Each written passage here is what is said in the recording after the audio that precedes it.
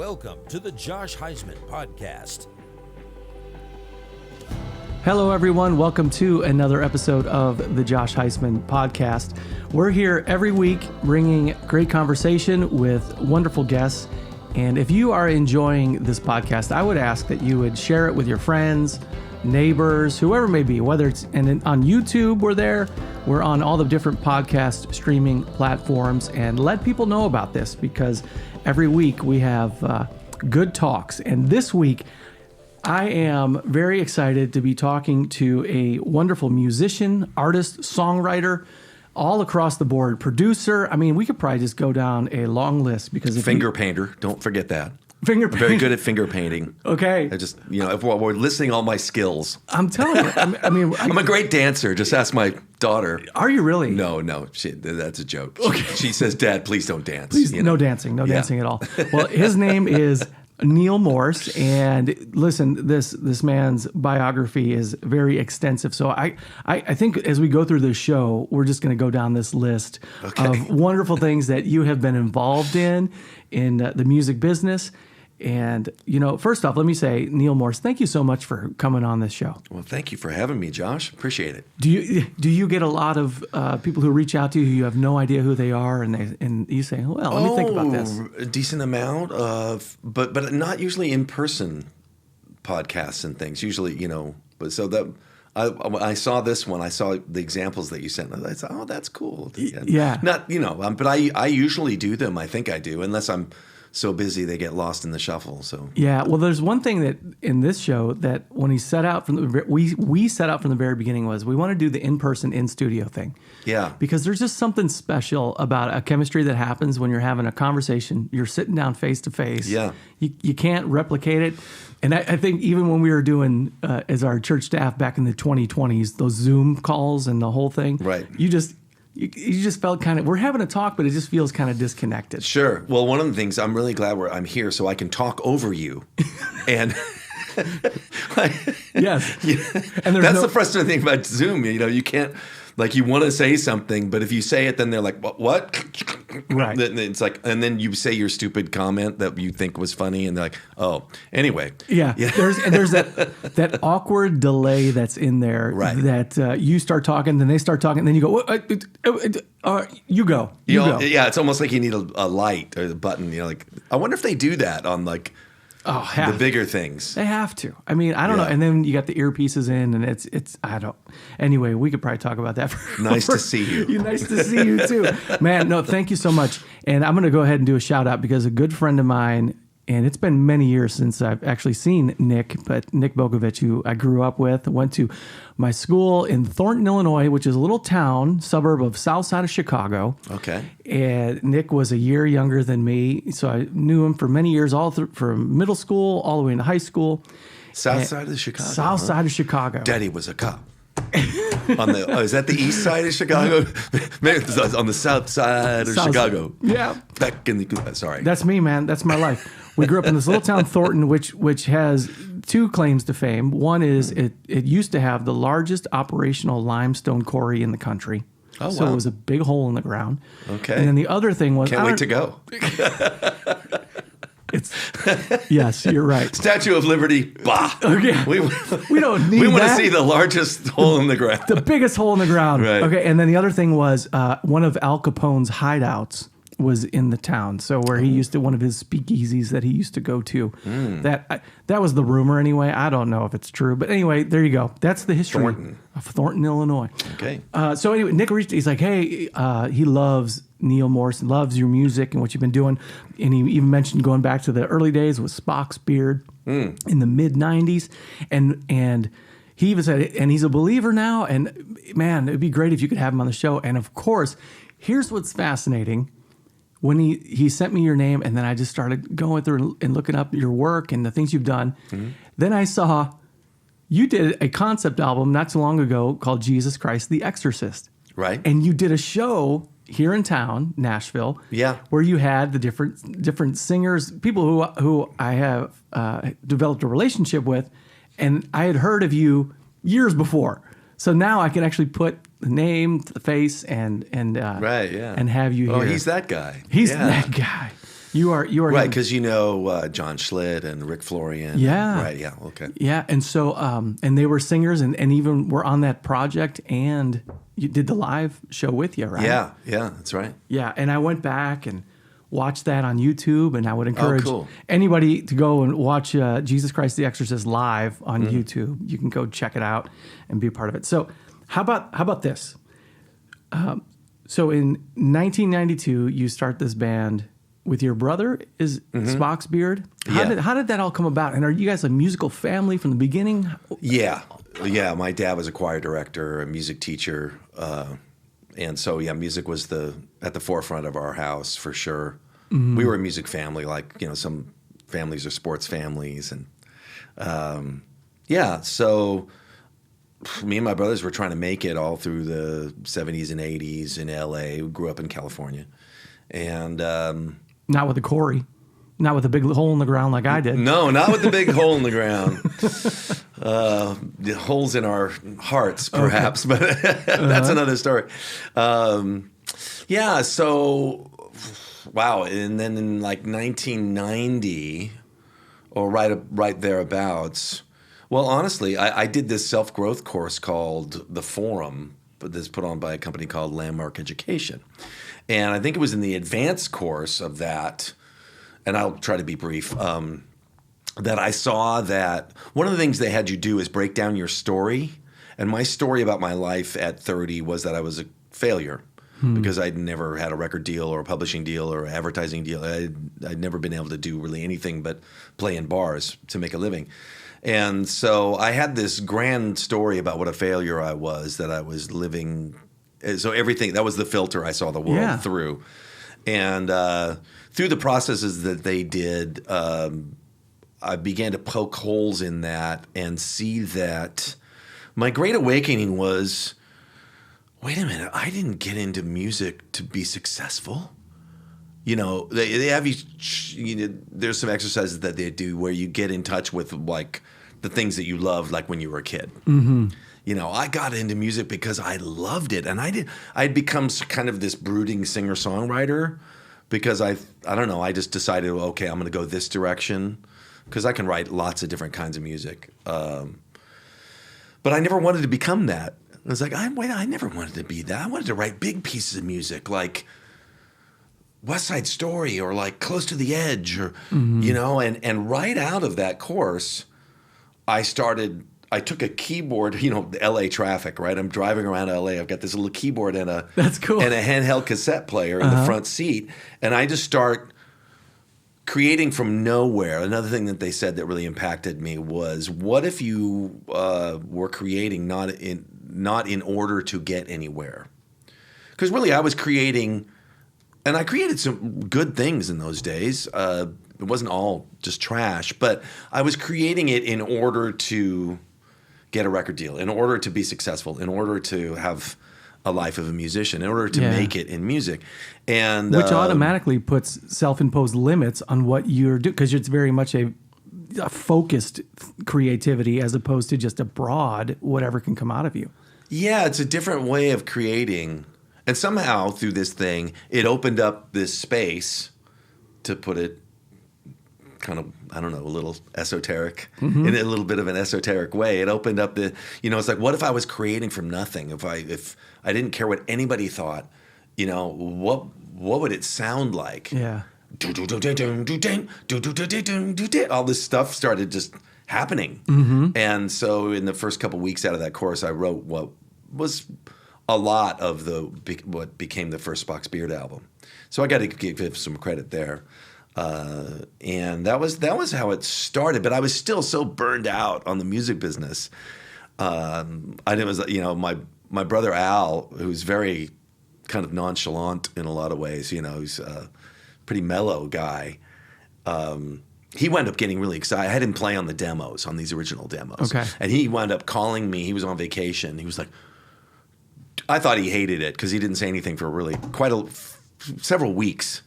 And he called me from vacation like, dude, this stuff's killer. We got to put a band together. I'm like, oh, God, a band again. We've been through a lot of bands that we're gonna make it, and then then we're gonna make it, and you work really hard. You rehearse every night, 5 nights a week, and all that stuff. And I was just pretty jaded and resigned.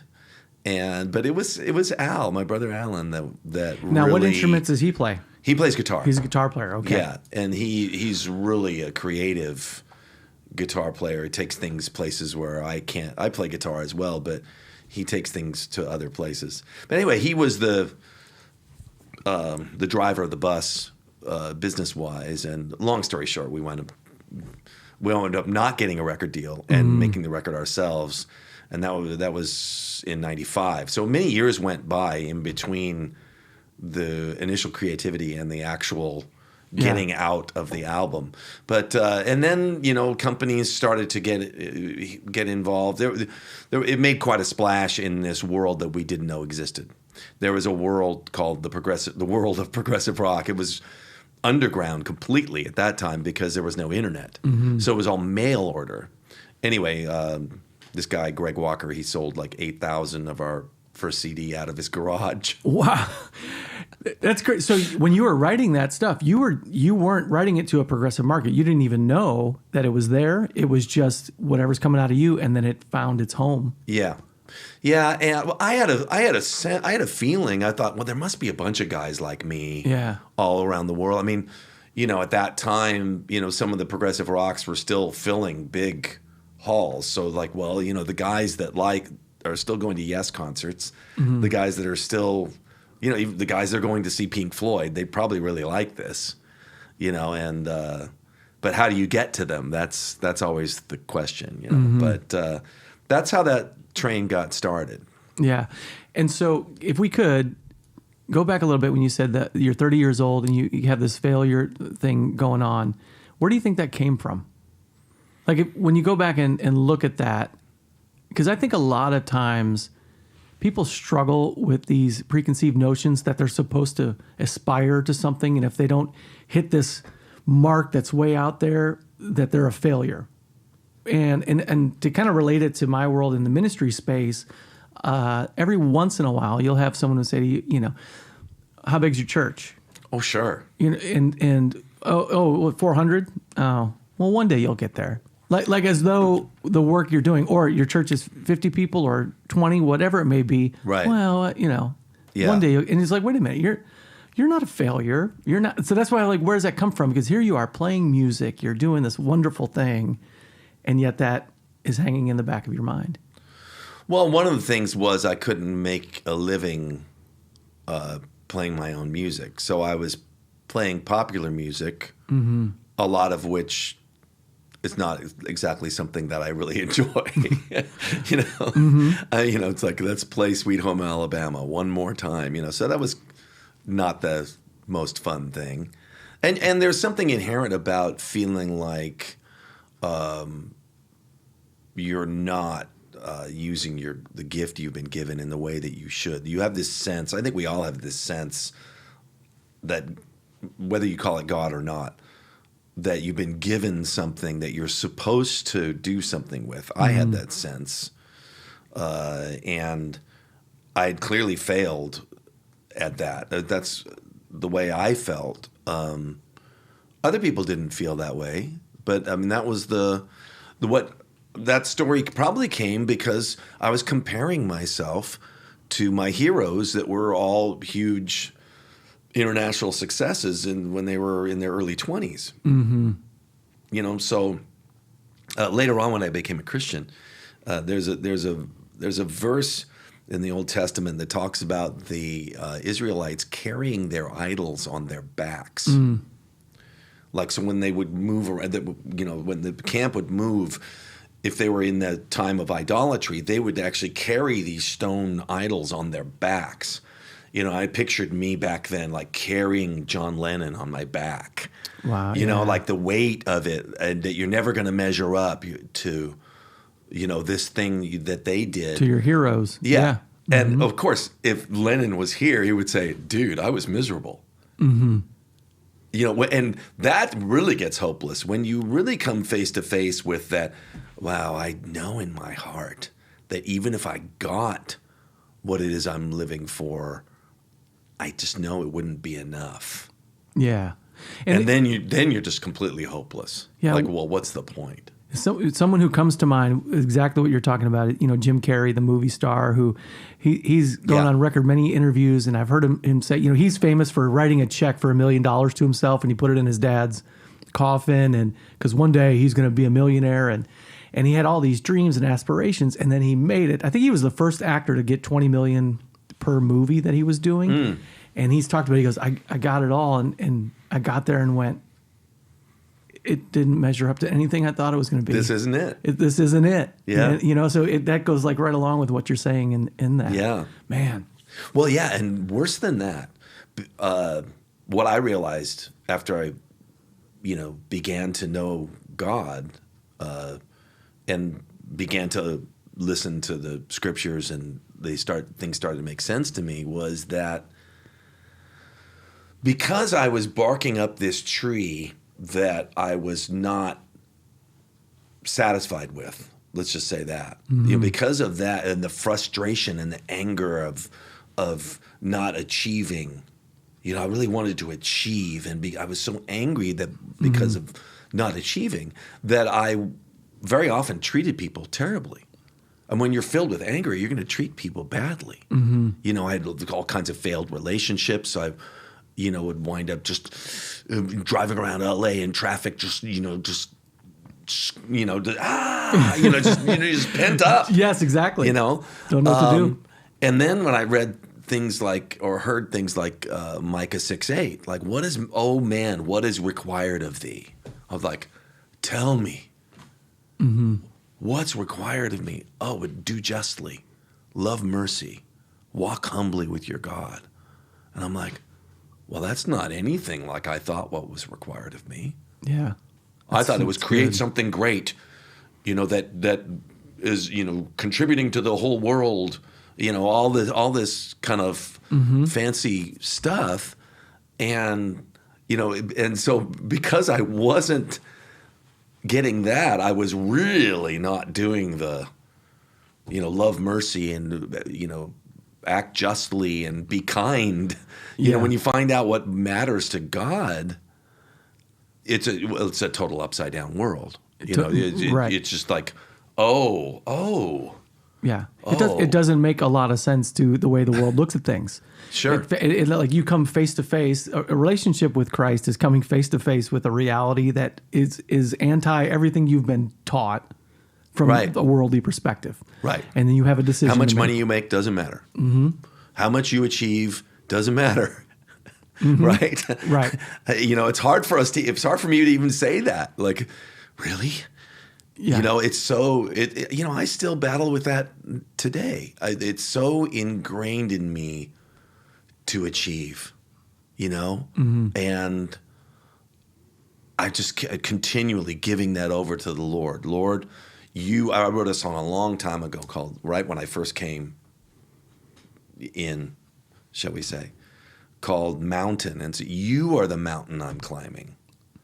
Like, your depth is the hill that I face, the song says, so like who you are is where I want to be. I'm going to put my efforts, I think, our will is involved. There is effort. We want to be making, but I don't want to start preaching. No, it's great. I love it. And in fact, my own spiritual journey, because I can relate to the stuff you're saying so well, is, I wanted to be a baseball player growing up. And then when that was coming to an end, it came to an end partially because then I wanted to become a musician and a songwriter, and I wanted to be in bands. And then I wanted those things. Those were the two things that I wanted to do.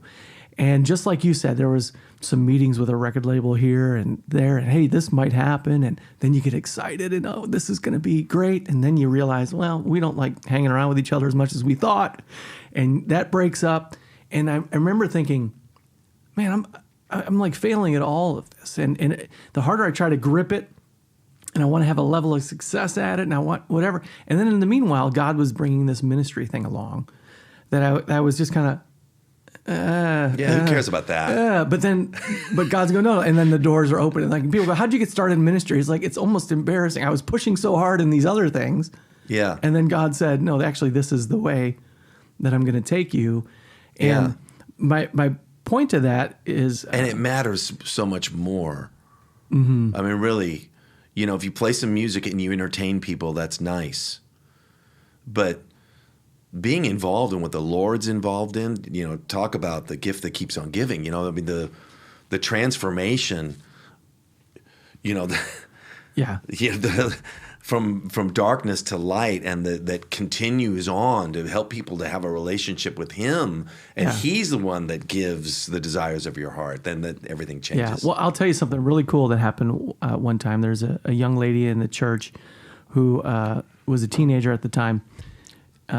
And they had heard this story because I started as a youth pastor. I did that for 10 years or so. And I would tell the story of how I just said to you, and I wanted to do this, and then God kind of opened the doors this way. And so it's not all, just serve the Lord, give the glory to God and whatever, let God deal with all that. Yes. And in the back of my mind, I was still going, well, I don't get to play music. I don't get to. But then I was leading worship, and I was writing songs still, but we were using them in the church in various ways. And this young lady came up and she goes, isn't it great that you're able to use the gift that God, you're able to do the music. Your dream is coming true. Right. And I went, I hadn't thought of it that way. I'm able to do all the things that I felt like I wanted to do, but I get to do them for God's glory. Yeah. And it's not Bridgestone Arena. It's not maybe these things I was aspiring to be, but that doesn't mean I'm a failure or any of that, So that's a little side. Yeah, sure. Well, what He has is so much better. I mean, that's really what I hope people can get a glimpse of or to receive, is that, the Spirit of God, having Him in you and working through you in this river of life flowing through you and out to others, and all the things that God does is so much bigger and greater than anything that we can create. And then He starts to create through you. Mm-hmm. And then how much does He have? People ask me all the time, how do you write all this stuff? How come you never run out of ideas? And, I'm like, well, I mean, part of it is God's got it all. He's not good. He's got the next greatest song, greatest musical, greatest concept. He's already got it in His 100%. Mind. And you're going down a road that I want to get to, okay, because I'd love to talk a little bit about your process and how you go about these things. And so let's get there. But since we've already alluded to this, and we're talking about Spock's beard. Yeah. So the first album comes out in 95, and you do that for several years. Right. And you say you become a believer, you become a Christian. And when does that happen in your... That happens around I was a slow comer. I'm a late bloomer. I'm a slow comer. Okay. I started going to the church that my wife was raised in, but she wasn't my she was my wife when we started going. Yeah, I was a creaster. Okay, somebody who just comes to church at Christmas and Easter. Okay, and then at some point in one of those Easters or something, I started to feel something when they were worshiping. Mm-hmm. And can I tell you real quick a little? Yeah, please go. I wrote a song years ago called "Holiday." That the lyrics to the song say, "Look around, surprised, can't believe my eyes. Church is full today. It must be a holiday." Right. So it's when you say "creaster," I didn't really give you a real reaction, but I know exactly what you're talking about. Yeah, sure. Yeah, I mean, I was just trying to be a nice husband. It wasn't my thing. It was a place my wife had gone to. She was not going to church anymore, and I was raised not going to church at all, really. And anyway, my dad, if my sister was listening to this, she's like, we went to church, but my dad was a choir director, but we didn't have any real faith. I wasn't raised with any faith. Yeah. And there comes a point where even if you're raised in church or you've been going to church, that if it's not made your own, right? Your personal experience with Christ, there's you got to make that connection, right? So I think that's probably what you're talking about. Sure. Yeah, I'd never had any connection, and anyway, so I started experiencing the Holy Spirit, and it really freaked everybody out. I saw them with long hair, and I didn't. This is kind of an old-fashioned church. Okay. And my wife was like, "Oh, go talk to the pastor about it," because I finally said. The funny thing was, when I first started feeling the Holy Spirit, I didn't tell anybody. I was like, oh, "This is weird. What is that?" But there was something about it I wanted more of. Anyway, so that went on. Then we started going more. I'd be like, "Hey, honey, you want to go to church?" She's like, well, "You want to go to church?" "Yeah, let's go." I didn't tell her. That something's for going quite on. a while that something was going on. And then I finally said, "Honey," it was really strong one day. And I said, "Honey, I'm feeling something." Yeah. And she was like, "Wow, that's really weird." Yeah. That's cool though. And let's keep going with this. But I think it's neat. I've preached every so often, a lot of times when we want to share our faith with someone, we get so caught up and worried about saying the exact right thing, and because they're not going to, how do we convince them about Jesus otherwise, if we don't say and I was like, listen, remove yourself from it. It has nothing to do with you. Scripture tells us no one seeks after God, no, not one. It's God who seeks after. And what you're saying is like that Holy Spirit the Holy began Spirit that work. draws him, yeah. Yeah, and so that's what was going on with you. And so take the pressure off ourselves and just share your story. Yeah. You don't know who God's working on. Yeah. Anyway, and then I was playing in the Eric Burdon band at that time. If you remember who Eric Burdon is, who was part of the British invasion. And I was playing keyboards with him for a while. And my kids were born, and I'm starting to go to church more. I'm dabbling, should we say. And then my daughter's born with a large hole in her heart. And we were at Vanderbilt Children's Clinic for a while. It was one that they would bring in teams of students to listen to because it was so unusual. And they were waiting for her to get, big enough, grown up enough for them to operate. And during that time, it was really, really, really difficult. And my wife particularly was really very super freaked out, and we were having to give her give this little baby Lasix and this and that and all this stuff. And one time we took her for a checkup, and they rushed us to Vanderbilt. We were getting her regular checkup in our hometown, and they said, "We think she might be in congestive heart failure. Take her directly." And so it was really rough. And then it was Mother's Day in 1998, and somebody came over to my wife in church. I was in Europe on tour, and a woman came over to my wife and said, "I feel like if you have her prayed for today, she's going to be healed." And I like to bring that out of the story because I'm so glad that woman was obedient to the Lord. It wasn't somebody that, they were not real close friends. I'm sure it was a challenging thing to be obedient to. Yeah. But Sherry took my daughter Jada down for prayer, and the pastor said, Sherry's my wife's name. "Sherry, I'm first going to pray for you." And Sherry had this moment with the Lord where it was like, well, I know I've been far off, but here's my baby. And whether she lives or whether she dies, I'm gonna serve you the rest of my life. She made a commitment to the Lord, and then the church and the pastor prayed over the baby, and then a few days later took her back to Vanderbilt, and they were doing sonograms on her heart very regularly to monitor her. And of course, I was gone. This is my wife's account. She called me.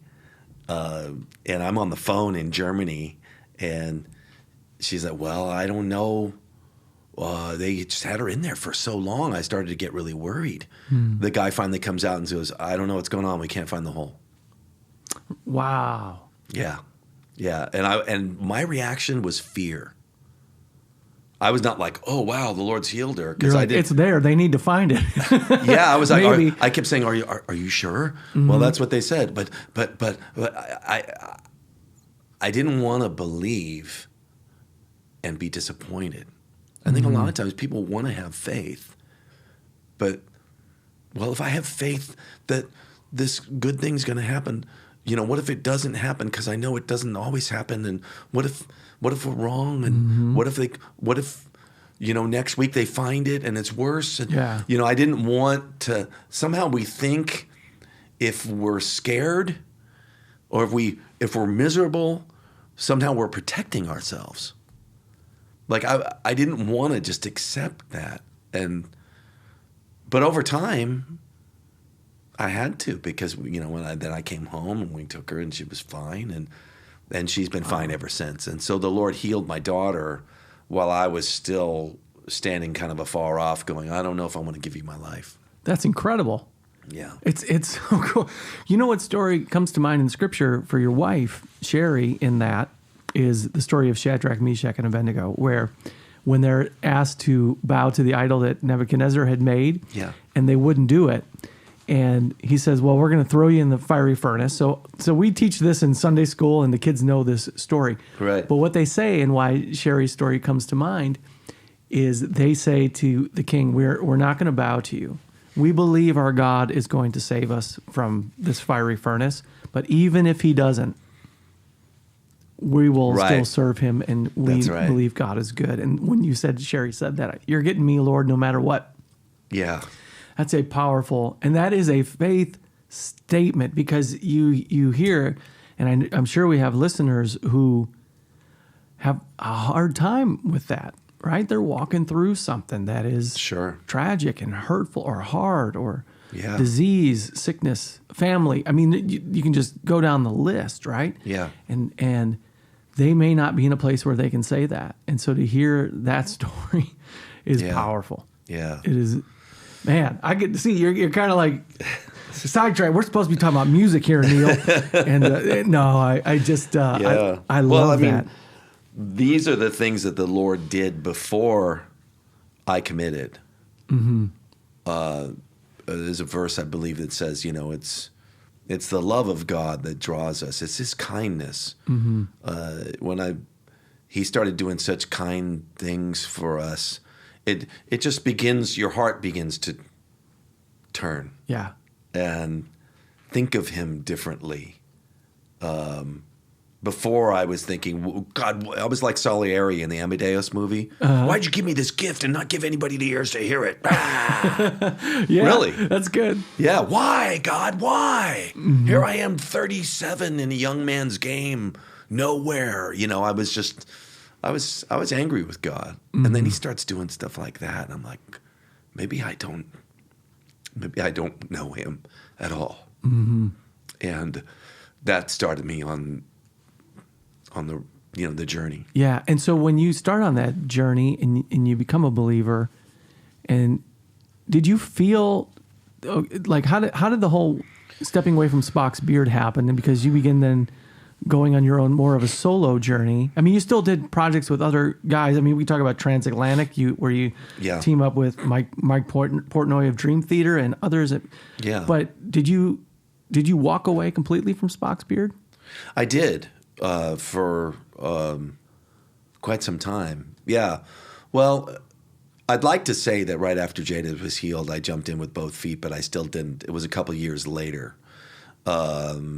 That I really, because there's a difference between saying, oh, I believe in God, and there's another leap for me was saying, okay, I believe Jesus is the Messiah. Mm-hmm. That was another leap.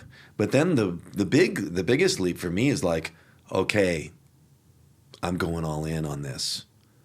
I'm going to be a disciple. I'm a disciple of Christ. I'm giving my whole life, right? Because that's really the call.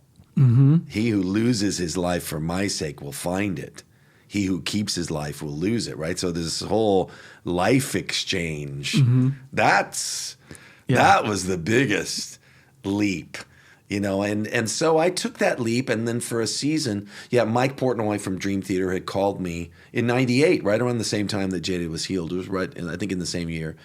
And wanted to do a side project with me. And then we finally got together in '99 and made the first Transatlantic album, mm-hmm. which came out in 2000. And then so Spock's Beard 5 came around 2000, 2001. So both of these things are like riding high. Mm-hmm. I'm finally able to support my family doing only my own music. And I'm 40. Mm-hmm. Right? So I'm like, wow, what a miracle. This is a miracle. That's crazy. Who would have dreamt? I never would have dreamt it.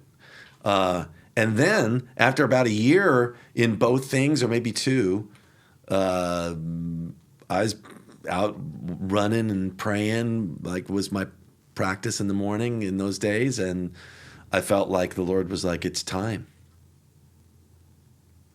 Time for what? Did you know what it was when he said it's time? And I was like, for what? He said, you know. Okay. It was time to come out of that. And I was like, oh, boy. Yeah. Oh, boy. Because this was different than other decisions because a bunch of other people's lives were going to be affected. You know, the guys in the band were my main concern, my brother. You know, oh, boy. And if you look at it in the sense of your goal was to provide for your family and through your music, and you're doing it now. Right. It's happening. You made it. Yeah, we're here. Now it's time to step out of it. Yeah. I mean, come on. That's what I'm saying when you get face to face with this reality, and it's like, oh, man. Yeah. And then I was like, well, how, when, what? And we were right in the middle of working on an album called Snow. And I felt like the Lord gave me pretty clear instruction.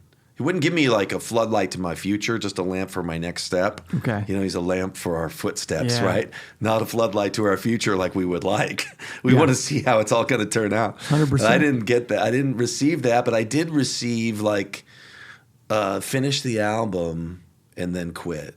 So we finished. It took some 9 months. Oh my gosh. Just through all the spaces of grief, and I went through all these spaces, but just getting up every morning, just sometimes not getting out of bed. I mean, it was very depressing for me. I really did not. I so didn't want to go through with it. And what's going to happen, and how are we going to survive? And so sweetly, the still small voice of God was like, "It's going to be good." It's going to be good. And I had seen enough, everybody's walk is designed for them, in a unique way. And he healed my daughter. He'd answer prayers and gotten me off the road. I'd been experiencing the love of his spirit and his word and all, just the massiveness of him. Yeah. And I was like, oh, I don't want to go. I felt one day it's like, you got to go on or you're going to have to go back. Mm-hmm. And I didn't want to jump off the cliff, but I didn't want to go back to where I was either. But finally it was like, I just felt that urging, like it's going to be good, Yeah. God, as only God can urge you in your heart. Like, I just had to go. I just had to.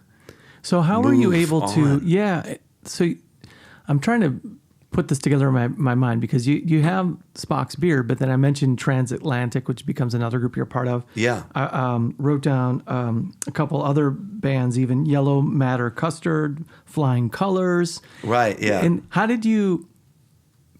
So clearly it wasn't that Flying you didn't... Colors actually came later. It did? Okay. Yeah. So it wasn't like you were saying, hey, I don't want to ever do bands again. Was it more just kind of turning the page that you're walking into a new belief and new space, and that's an old thing you were doing? It's like I was saying, it's one lit up step, and then taking that step, and then another lit up step. So at that time, I was like, well, Lord, I'm yours, lock, stock, and barrel. However you want to use me. If you want to make me a music minister in a church somewhere, mm-hmm. or a barista at Starbucks, whatever, I'm totally surrendered, and whatever you want to do. Mm-hmm. And I didn't know what he was going to do. And then about it was really awkward. There was this period of time. I think I told the band in June of that year, and Snow was coming out in September. And then I told the labels over the summer. And the labels were like, we don't want you to announce that you're leaving until like a month after the album's out. They want to get all the initial sales. They were worried it was going to hit the sale. It was going to hurt sales. Yeah. And so there was this period of time where we all knew, but nobody else knew that I was leaving the band. And so I had to do the whole interview season for Snow, knowing that without being able to tell anyone. Oh, it was horrible. So you're like, what does the future look like? And you're like, great. Yeah, well, Yeah. When's the tour coming? Well, we're you not know. sure yet, but these really lame answers. But during that time, I was just praying and waiting, and nothing was happening creatively or anything. I was just in this sort of holding pattern.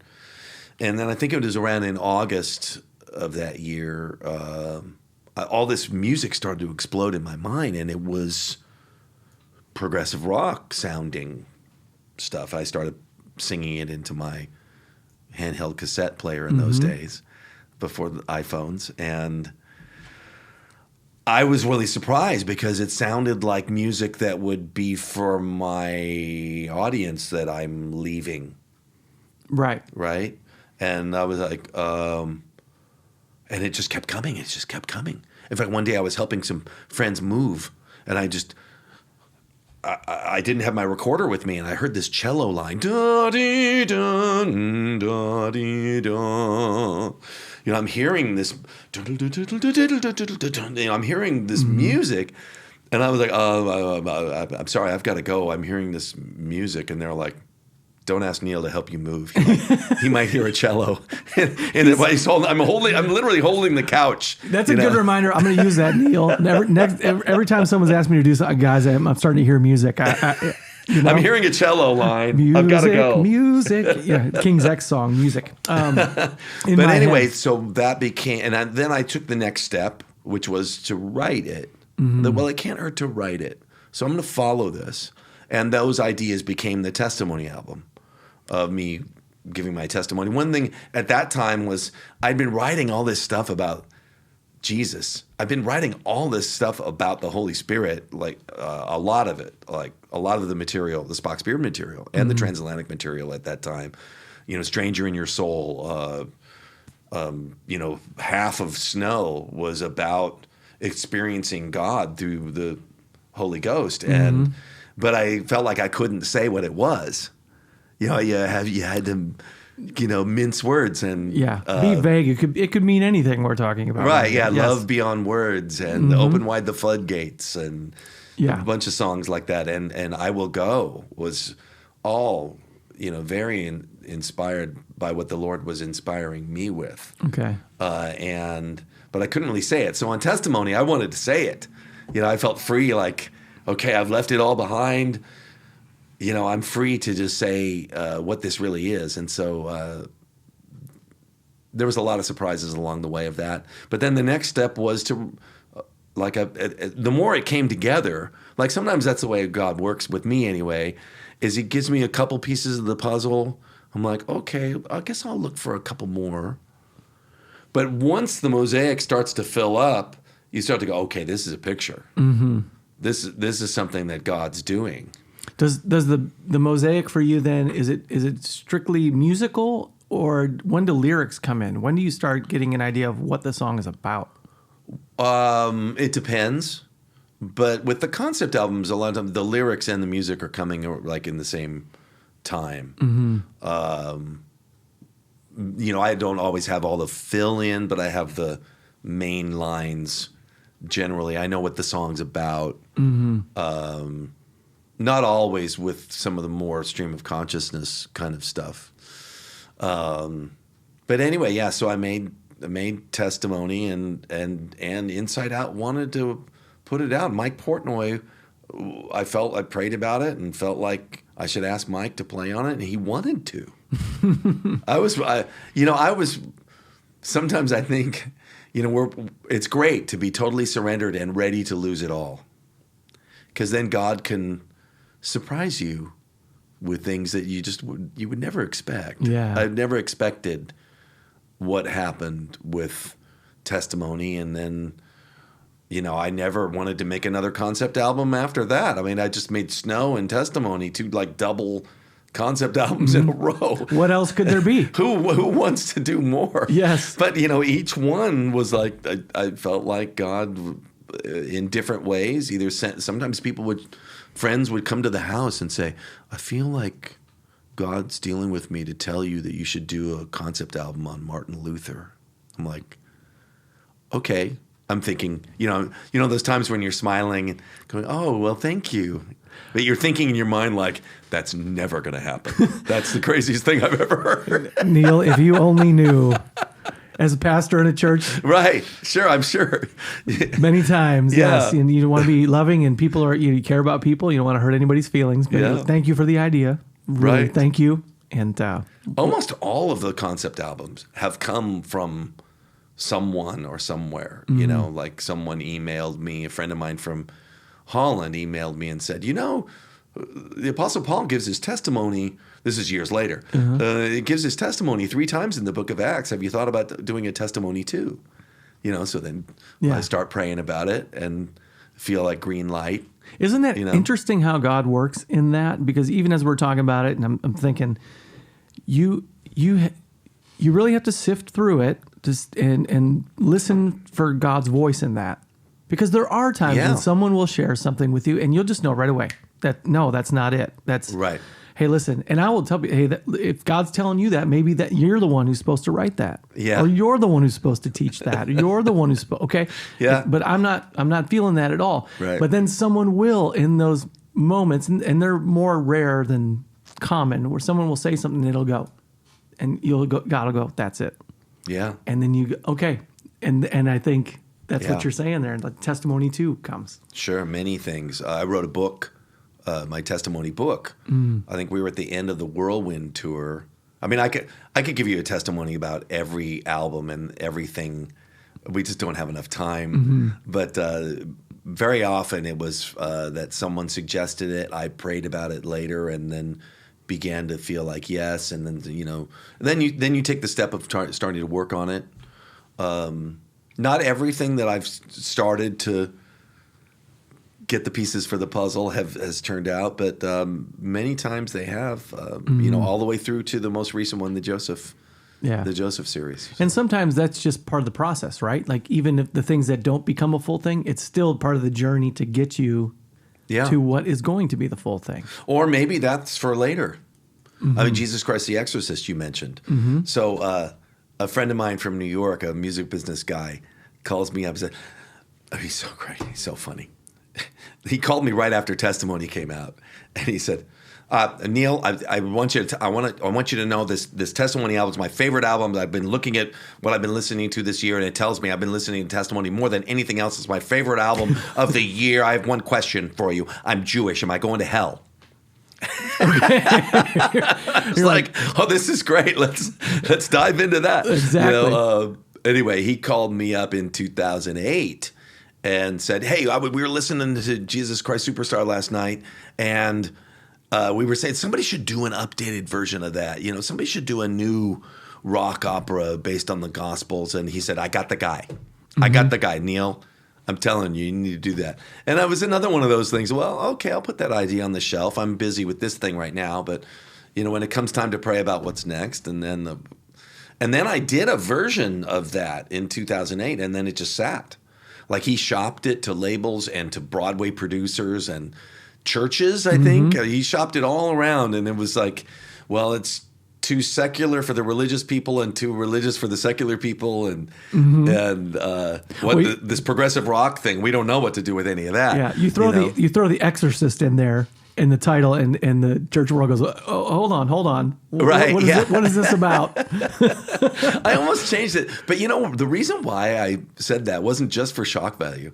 It was because when I was writing it, I mean, I didn't realize how much of Jesus's activity is that. I mean, it says very often. Spiritual warfare. Just read it. Demons, battles, like he's casting out. The healings are almost always some time of casting out of some kind of a demon and things. And I know that is weird for people, but that is or can be. Yeah. Anyway, that's why I put that in the title. But it really is a biblical and it really shouldn't, Neal, because gospel. Ephesians 6 tells us we wrestle not against flesh and blood, but against the principalities and powers in the spiritual realms. I mean, and a lot of times people will go, well, that doesn't happen today. That's just old stories from the past. That's not happening right now. Right. Except look around, everybody. the same thing's happening right now. Yeah, I don't think things have changed that much. No, not that much. So that's really cool. And then that was in 2019, because that's when I remember. So it was really 10 years. It was so cool. I was in the middle of doing a rewrite because we were going to do it at Morsefest because I didn't have any. Mike was busy and I didn't have anything to do that year, and I was feeling like I should do the Jesus Christ musical, and so I was in the middle of rewriting it, and Michael calls me up, the same guy from 2008, and says, "You're not going to believe this. I've got a deal for Jesus Christ the Exorcist." I said, "Oh, that's incredible." Yeah, it was amazing. And the deal came through right at the same time that we performed it, such that when everybody came to town to perform it, I could have them go play and perform on it in my studio. It was just so God orchestrated. It was killer. Yeah, and that project has a bunch of different singers and players, and I'm not even hardly on it. I wrote it to be like a performed musical, really. It was really cool, and I want to encourage everybody again, go on YouTube, put in Neal Morse, Jesus Christ the Exorcist live, and that whole show is on there. It's really neat to listen to. Cool. And so when you finished that, obviously, because let's talk about Joseph. Okay. Because when did that then start becoming in your mind? Because Joseph is one of my favorite stories in the Old Testament. Yeah, mine too. And it is, and here's an example of something that makes a whole lot of sense. Obviously there's Joseph in the Technicolor Dreamcoat that Donny Osmond did way back in the day, but that's not what you do. This is a different thing. And so what are the beginnings of the story for you? Well, the guys at Frontiers Records that put out the Jesus album, they contacted me. They kept emailing me every 6 months saying, "Hey, when can we get another biblical rock opera with multiple singers?"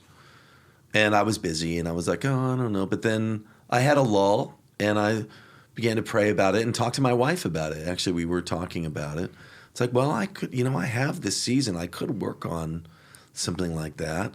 What do you think would be good? And we were talking about David, and we talked about Bonhoeffer. I mean, I didn't think it doesn't necessarily have to be from the Bible. I think they just wanted it to be spiritual and religious. And anyway, I landed on Joseph, and it was like, well, let's try it again. Testing the waters, and I got a couple songs right out of the gate. I think a couple songs from the first album, and I was like, "Oh, that's interesting." It wasn't enough evidence for me, and so I just kept thinking about it. And one of the things that, of course, attracted me to Joseph, is among lots of things, is the dreams and the prophecy, and the idea that the misunderstanding that the brothers had of the prophecy that Joseph gives them, when he sees himself ruling over them and all of that. It's through their misunderstanding, being angry about it, they throw him in the pit, and it's critical to the fulfilling of the prophecy. Yeah. That they didn't understand it. It's amazing how God works. It is. And then even if you think of Joseph's side of that, if he had known what he was going to have to go through to get to the fulfillment of that prophecy and the dream, would he have changed the way he does things? Right. Yeah, because it's not an easy road for him. Well, there were so many things that attracted me to that story. I could talk about that for a long time as well. The main thing, I think, is that I like the idea that Joseph is going around doing good wherever he goes. He's so good that they put him in charge wherever he goes. So he's not somebody who's brooding about how unjust God and life has been to him. Here's a guy who's been falsely accused. He's a slave, and then he's in prison. He's so good in prison that they turn the prison over to him. Right? I told you, he's one of my favorites, because in the beginning, when we first meet him and he's a young boy, and the Old Testament even tells us that his father Jacob's one of his favorites, if not his favorite son. Right. And because he's the daughter of Rachel. The son of Rachel, yes. Yeah, son. And so he gets that. Yeah. He gets the coat of many colors, and he's kind of parading that around. So he's walking around in this prideful thing, and then when all the bad things start happening, and he becomes the example of how we're supposed to be in difficult situations. Yeah.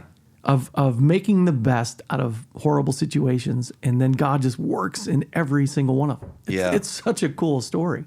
I didn't have a way to really wrap it up that was entirely satisfying. I was struggling with the very end.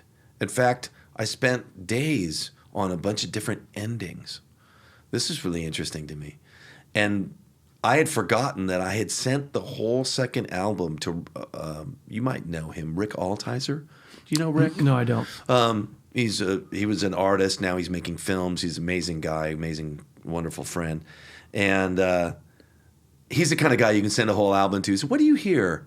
Just do whatever you hear, And he sings all these really cool background parts. And anyway, he sang this. I had cut the long vamp with the guitar solo. I was going, oh God, that's so tired. I've done that so many times. Let's do something different, I had cut it, but I had forgotten I'd sent him the version before I'd cut it. And then he sang this thing over the very end that just sums it all up. Wow. He says, God uses everything. And when I hear it, I cry because it's like, wow, everything for good. He sings over the whole vamp with all these beautiful harmonies. And so really that's kind of the summation of the Joseph story that, if we'll give our troubles, if we'll give, really Joseph's problem is that his family's broken.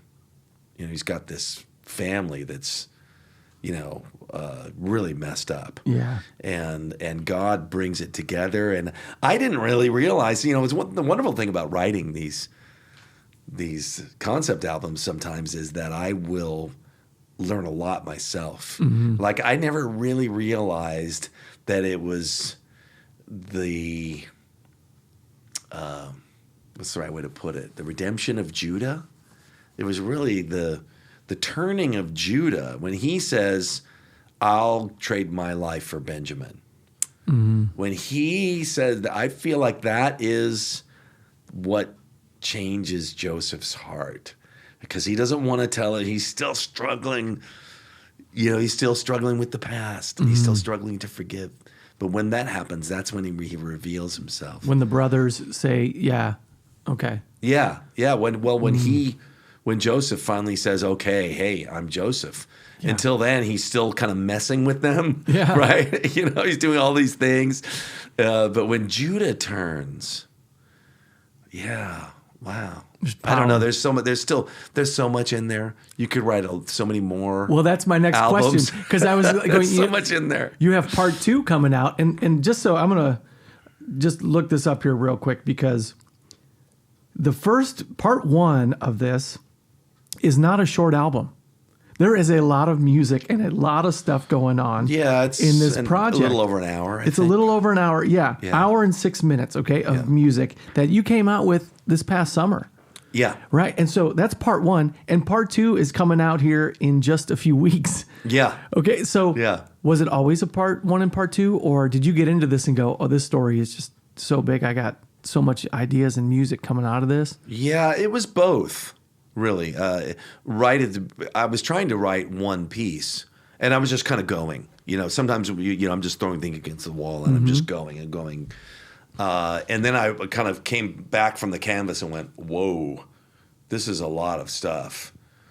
I think it's going to be too much for people to take in one sitting. So I emailed Frontiers and said, hey, what do you think about doing this in 2 parts? Not only for the listener, but for me. I was getting a little overwhelmed at the idea of finishing the whole thing. But I did have enough of a framework that, like, when I had the background singers come to do part 1, I had them do part 2 as well. When I had the horn players, I did quite a bit of it all at once, but I focused on finishing part 1 and delivering Yeah. it. I got delivery dates, which is a good thing to have. Mm-hmm. Got to have deadlines because you can keep working on this stuff forever. But Well, anyway, yeah. So especially with that's how that happened. With what you're doing, because your music is not verse, chorus, bridge, chorus. We're done. I mean, it goes to all different places and all. Yeah. And so I was like thinking, just the sheer amount of time it must take to put these songs together, and then on top of that, I know you know studio musicians, and you know guys and girls who are the best in the world at what they do, but it's still very intricate and detailed music here. I mean, so when they come in the studio and the players and the different things, are you telling them what to play, or are you saying, hey, you be you, here's the song? What does that look like? Oh, that varies. You know, a lot of times I'll let them kind of find their way and see what happens. Mm-hmm. Very often I like what they do. I really loved, for example, in that second section, the one that starts off on the new album, the Joseph Part 2, the restoration. My friends Gideon and Gabe Klein and Sam Hunter, they took this whole section of music to a really very different place than where I had it. And that's the section that starts off with there's a prisoner in the jailhouse, or the dreamer in the jailhouse, I think is the name of the first song in that little section. So yeah, sometimes guys will just take stuff. You know, they started doing this almost like Zeppelin thing. And I was like, whoa, I wasn't hearing that at all, but man, I'm digging that. That's great. You know, other times, I'll have a pretty fleshed out demo and I'll just have them kind of play. If I really like what I'd done, I'll say, I'll give people direction, but that's a real art form, knowing when to step in. I pray a lot about that. Lord, help me, give me wisdom to know when to step in and when to just let them find what might surprise me. Mm-hmm. That's really neat. And so I will say this, because it's hard to say I have a favorite song because when you a concept album, to me, you just listen to it. It's one whole piece that kind of works together, you know. But I will say this: the section of Gold Dust City is awesome. Oh, great! I love how that chorus section hits with the voices layered the way that they are, and so that like grabs my attention immediately in the first part. Of course, there's many other songs as I was going through it, but that part I was like, I got to tell you that the Gold Dust City. Oh, cool! But then going into part 2 now, where you have 2 songs that have come out that are already available, and the first one on there, Cosmic Mess, which is cool. It's very catchy as you start off the album with it. And then the second song that you've released on it has a title that will grab your attention. It's called I Hate My Brothers. So I have 3 brothers. It caught my attention. Yeah. You already have mentioned you have a brother. How did he feel about such things? I have 2 brothers. Well, the funny thing was that my brother Al, I asked him to play on there's a dueling guitar solo thing in the last kind of celebration piece after the family's back together. Mm-hmm. And there's kind of this jam. And so Al plays on the album. So there's this clip from the internet that he sent me. It says like, Neal Morse releases "I Hate My Brothers," like featuring Alan Morse. It's like, is this the thing I played on? I said, no. He didn't play on that one. He played on a later thing, and I explained to him that he didn't really know what the album was about that much. So I told him this is about Joseph having trouble forgiving his brothers. You could have taken advantage, Neal. You could say, "Well, you remember that one time when I never got over it. I never got over that." Yeah, that's good. Yeah. So when does the album come out? Part 2. Part 2, January 12th. January 12th. Yeah. Yeah. Mm-hmm. So it's coming up right here in a few days. Yeah. I believe. And you can get it at nealmorse.com. Yeah. As well as other places. But and that's it's awesome. best for me if you get it from there. Yeah. Well, there you go. Do that. And so what about playing it live? Because you mentioned Morsefest and other things that you do. What are ways that are you going to do? Oh, my goodness. I mean, you couldn't do a Jesus Christ the Exorcist type thing because with both parts, could you? That would be. We're thinking about that for next year. In fact, on my way down here, I was talking to the person that manages stuff for me about the possibility of doing both 1 and 2 with an intermission to give your ears a rest, and then do it's a weekend festival. Morsefest is, so we probably do something light on Friday night. Mm-hmm. And I haven't talked to them about it yet, but since we're talking about it, I'd hope to get Nick DiVirgilio and Ross Jennings, who are singing leading roles on part 2 that's about to come out. Mm-hmm. Nick is from Spock's Beard and also from Big Big Train. Ross Jennings is the lead singer of Haken. We also have a trio called DiVirgilio, Morse, and Jennings that is kind of a Crosby, Stills, and Nash kind of thing. Mm-hmm. So I'm thinking that Friday night we'll do like the Crosby, Stills, and Nash kind of thing, and maybe some covers too, just kind of light fare. Not Sweet Home Alabama. Not Sweet Home Alabama. But then on Saturday do the full Joseph with choir, the whole thing. Yeah. Well, I love it, and it's such an awesome musical experience. I so appreciate your creativity and what you're writing, and I was thankful. I love this kind of thing. It came across my path at just the right time because a friend of mine and I have been writing a play called Barabbas, which is basically he wrote the script and I'm writing the music and recording it right now. Oh, cool. Which is the story of you ever seen Ben-Hur? Yeah. Okay, so think Ben-Hur, except in this story, Barabbas' family thinks that Barabbas is going to be the savior who will lead a military overthrowing of the Roman government. Okay? Yeah. And his life will intersect with Jesus as Jesus is doing what he's doing that we know from the Gospels. Mm-hmm. And so Barabbas starts off thinking his way is going to win. You got to do this by force. Right. And then he sees Jesus doing his thing and their lives. And then when Jesus gives his life, basically Barabbas gets set free because Jesus goes to the cross. It changes Barabbas. Now, it's a fictional story. Yeah. But you know how it is whenever you're looking for inspiration and music and all that. And then I come across your music and I was like, okay, that's great. I love it. And I will never do what you're doing.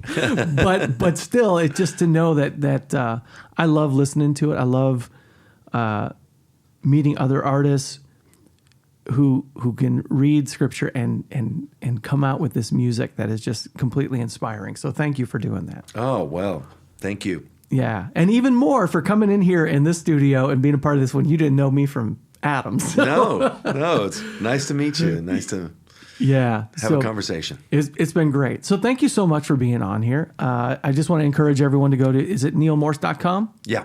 nealmorse.com. Is there any other places where they can connect with you or find you? Oh, well, let's see. I have my own streaming app. If you want to listen to everything I've ever done, all the Spock's Beard stuff, Transatlantic stuff, Flying Color stuff, and all the Neal Morse Band, all these concept albums and everything. It's called Waterfall Streaming. I think it's waterfallstreaming.com is where you sign up. Okay. But it's an app you can have on your phone, and you can have access to all that stuff. music. And you're on Instagram and you're on any of that other fun stuff?